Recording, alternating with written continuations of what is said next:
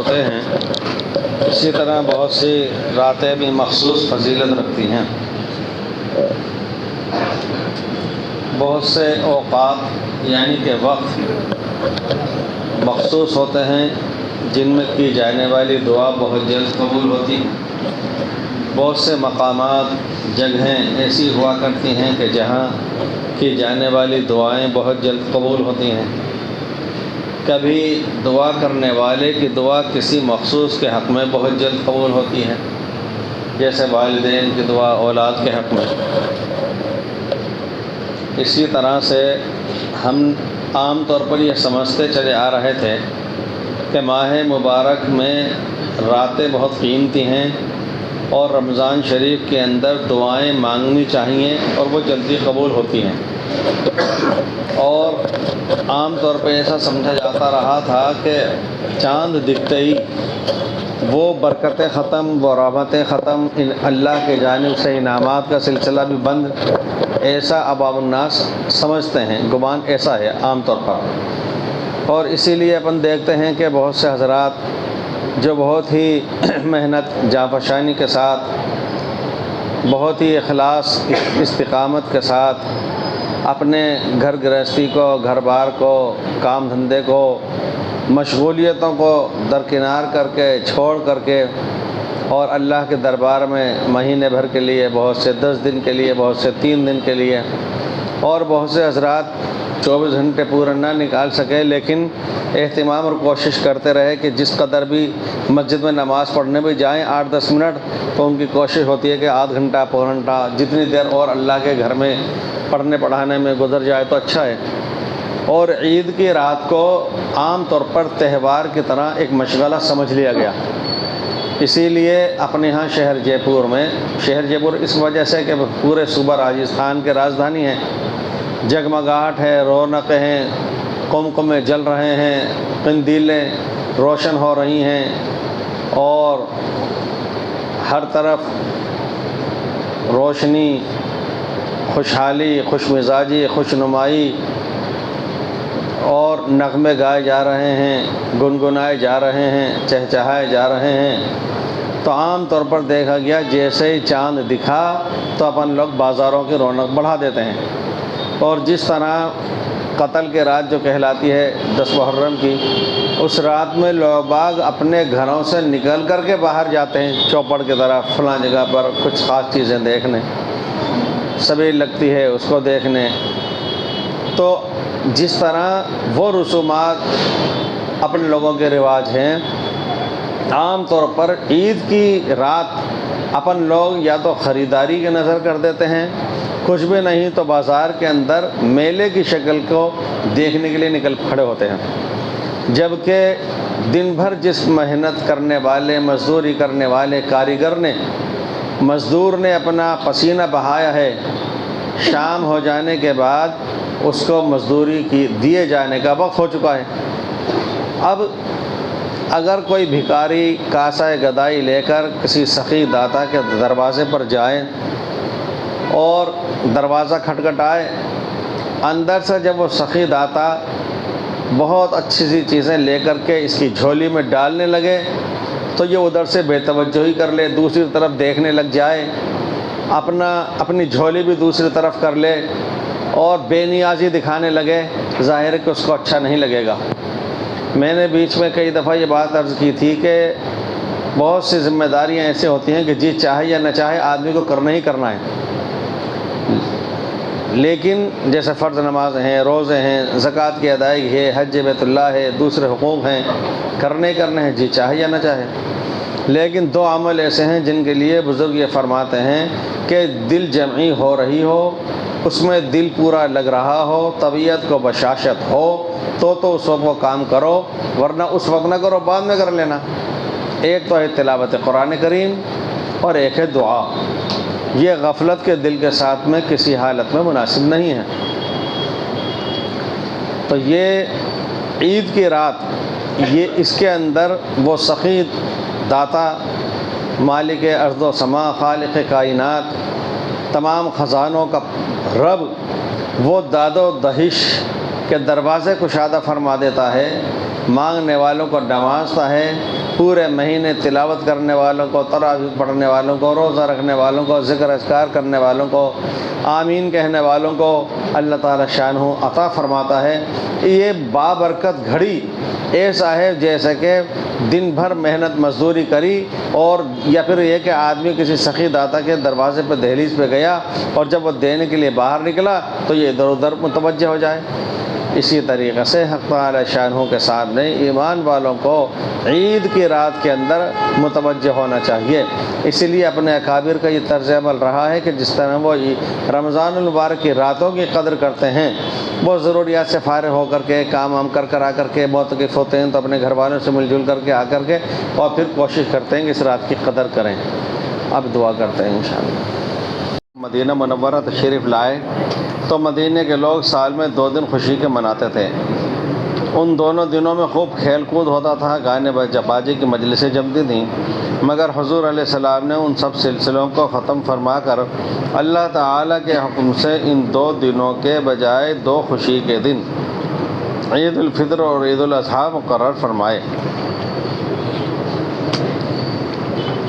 بعض علماء نے درجہ ذیل اقوال حکمت نقل فرمائے ہیں عید سے متعلق۔ بعض حضرات نے یہ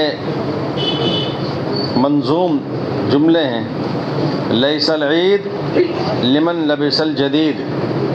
انما العید لمن امن من الوعید، یعنی اصل عید اس کی نہیں جو صرف نئے کپڑے پہنے، بلکہ عید اس کی ہے جو اللہ تعالیٰ کی وعید سے محفوظ ہو جائے، یعنی منکرات اور گناہوں سے بچے اور اپنے آقا کو راضی کرنے کی کوشش کرے۔ اس کے برخلاف اگر گناہوں میں مست ہے اور محض ظاہری طور پر نئے کپڑے پہن کر عید کی خوشی میں شریک ہونا چاہتا ہے تو اسے حقیقی مسرت حاصل نہیں ہو سکتی۔ لیس العید لمن تبخر بالعود، اصل عید اس کی نہیں ہے جو عود کی خوشبو استعمال کرے۔ انما العید للتائب الذی لا یعود، بلکہ عید تو اس توبہ کرنے والے کے لیے ہے جو یہ عزم کر لے کہ اب کبھی گناہ نہ کرے گا۔ لیس العید لمن تزین بزینت الدنیا، انما العید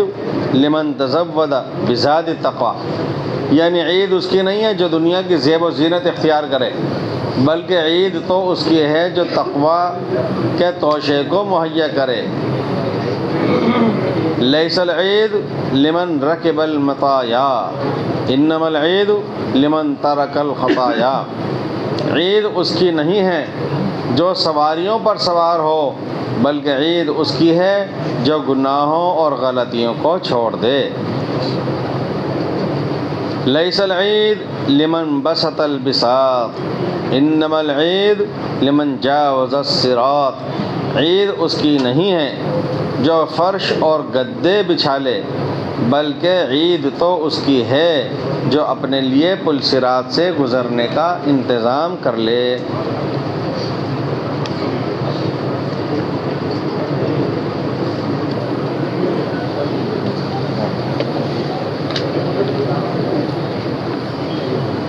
اس کے کارنامے یا قومی فتح و کامیابی کے دن نہیں، بلکہ خود انسانوں کو ایک خاص عمل سے گزارنے کے بعد، ایک عظیم محنت کے انجام دلوانے کے بعد خوشی کے دن عنایت فرمائے ہیں۔ دنیا کی دیگر قوموں کی خوشی کا ایام صرف تاریخی واقعات پر منائے جاتے ہیں،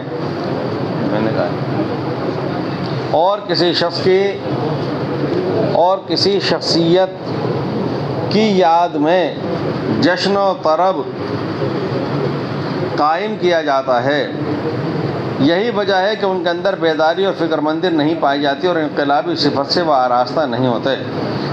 جبکہ اسلام میں عید الفطر ایک ایسے موقع پر رکھی گئی ہے کہ جس میں مسلمان مہینے بھر اللہ تعالیٰ کی اطاعت اور فرما برداری میں اور اس کی رضا جوئی کی فکر میں روزہ رکھتے ہیں، کھانے پینے اور دیگر خواہشات سے اپنے آپ کو روکے رکھتے ہیں، پورا 1 مہینہ حکم شریعت کے مطابق گزارتے ہیں،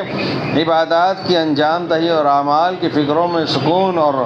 راحت کو تج کر دیتے ہیں، تج کر دیتے ہیں، چھوڑ دیتے ہیں، اور اپنے تقاضوں کو قربان کر کے ایک عظیم تربیت کے مرحلے سے گزرتے ہیں، بھوک کو برداشت کرتے ہیں، پیاس کی بے چینی کو سہ لیتے ہیں اور بہت سارے جائز کاموں سے اجتناب کرتے ہیں۔ ایک مہینے کی اس محنت اور قربانی کا صلہ، مجاہدہ اور اطاعت کا انعام عید الفطر کی شکل میں عطا کیا جاتا ہے، جس میں مغفرت ہوتی ہے اور انعام سے نوازے جاتے ہیں۔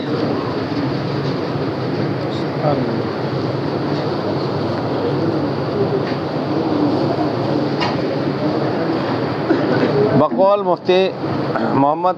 تقی عثمانی صاحب مد ظلہ کے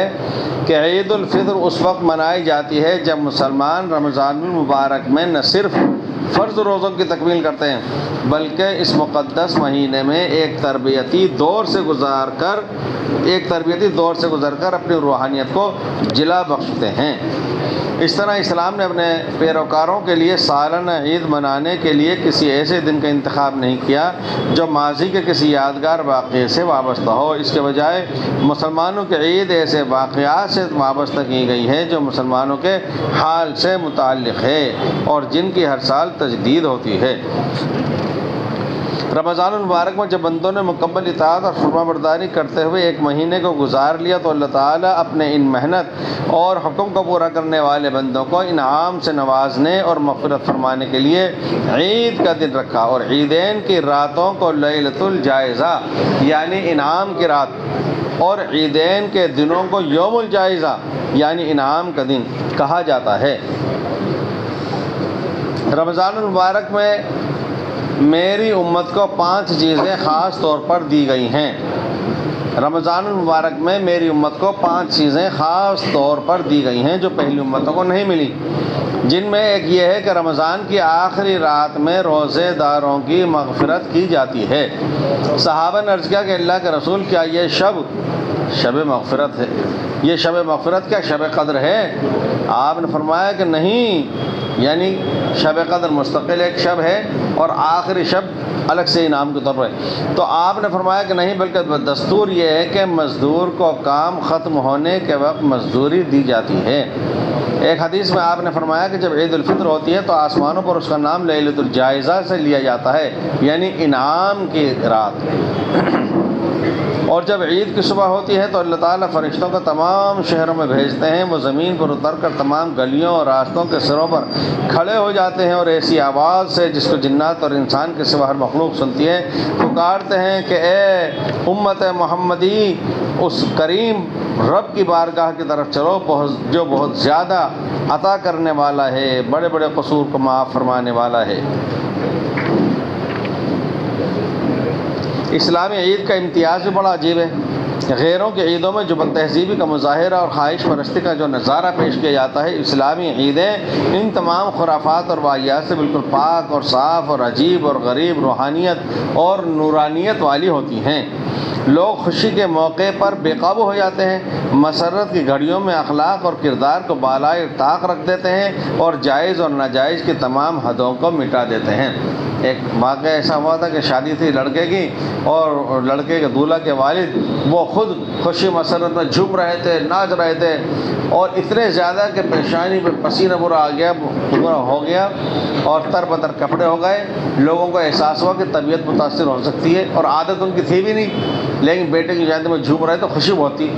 تو لوگوں نے کہا بھی کہ اب آپ رہنے تک نہیں، آج ہی اگر نہیں ناچوں گا تو کب کر؟ اور نتیجہ یہ ہوا کہ اتنا زیادہ خوشی مسرت میں مشغول ہوئے کہ وہیں پہ ڈولی تو بعد میں اٹھی، ارتھی پہلے اٹھی۔ تو عید بقرعید کے موقع بھی اللہ تعالیٰ نے مسلمانوں کو پابند رکھا ہے، لیکن اسلام نے اس اہم اور حساس موقع پر بھی مسلمانوں کی رہبری کی اور بڑی حسین اور مبارک تعلیمات سے نوازا۔ عید کے دن بندہ مومن کو حکم ہے کہ عید کی خوشی کی شروعات کرنے سے پہلے خداوند قدوس کی بارگاہ میں دوگانا شکر ادا کریں، یعنی ایک نماز اور بڑھ گئی، تہوار میں عیدگاہ کو جاتے ہوئے زبانوں پر تسبیح اور تحلیل کا ورد ہو، جاتے ہوئے ایک راستہ اختیار کیا جائے اور واپسی میں دوسرے راستے سے آئیں، تاکہ اسلام کی عظمت اور شان و شوکت کا مظاہرہ ہو۔ اجتماعی انداز میں نماز ادا کر کے اسلام کی اتفاقی اور اتحادی تعلیمات کا نمونہ پیش کیا جائے۔ سادگی اور عاجزی ہر ایک کی ادا سے جھلکتی ہو اور بندگی کے احساس میں ہر مسلمان دوڑا حکم خداوندی کو پورا کرنے کے لیے جائے، عظمت الہی سے اس کا دل و جگر سرشار ہو اور عبدیت بندگی کے اظہار کے ساتھ